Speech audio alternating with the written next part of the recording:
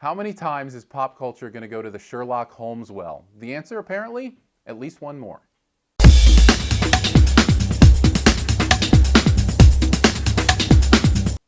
Elementary is the name of the show. It's Sherlock Holmes, except this time Watson isn't an Englishman, it's an Asian woman, and Sherlock is, well, still an English man. But it follows the same idea, except we're in modern times. What does Sherlock Holmes do in a modern world in solving cases? And I have problems with this show. The main one is this, and I admit this is a bias, and I admit that this doesn't make the show bad. But I love BBC's Sherlock, and that did kind of the same thing, taking Sherlock Holmes into a modern era and how he uses technology and what he does. And it is incredible. One of the best shows I've ever seen, in fact. This show tries to do the same thing, and it's never going to live up to Sherlock. It's just not. You're not going to beat Benedict Cumberbatch and Martin Freeman as Sherlock and Watson.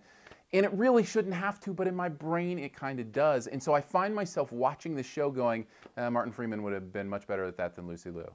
And that's what I keep saying to myself. And it's true, but that shouldn't matter. Here's what does matter, though. It's another crime procedural. And not in a really cool, interesting way like Sherlock does it, but in kind of just a middle of the road, kind of solve the case in the normal CSI kind of way. The problem is crime procedurals have been taking what the Sherlock Holmes equation and using it for so long that now it feels like Sherlock Holmes is stealing from the crime procedurals. When CSI solved all those cases, those were Sherlock Holmes moments. When House solved all of those medical cases, those were Sherlock Holmes moments. And now it's almost kind of run-of-the-mill for Sherlock Holmes to have a Sherlock Holmes moment. So it's kind of been stolen from him, and that's where I feel the potency of this show is kind of lost. And it's too bad because the performances are actually all right.